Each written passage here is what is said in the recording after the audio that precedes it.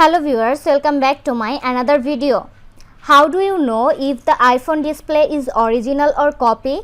So in today's video I will show you how to check if the iPhone display is original or copy. We don't need any settings or any app to check whether iPhone display is copy or original. So we need to go to Control Center to check if the display of iPhone is copy or original. After going to Control Center, we will see the brightness option. Long press on brightness. After long press, we can see the following three options below. On is dark mode, then night shift and true tone.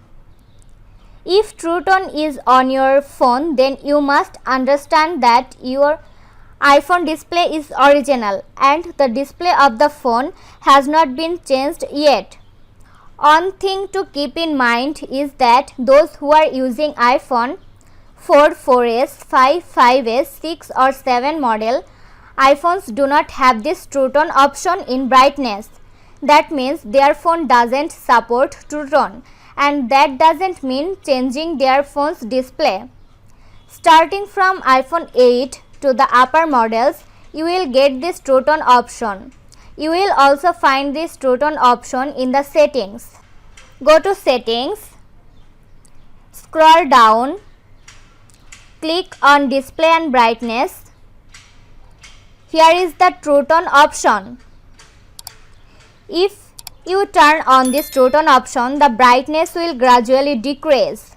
When you use the phone at night, again, if you see the phone in strong sunlight, your brightness will gradually increase. So this way you can easily understand whether your phone's display is original or copied.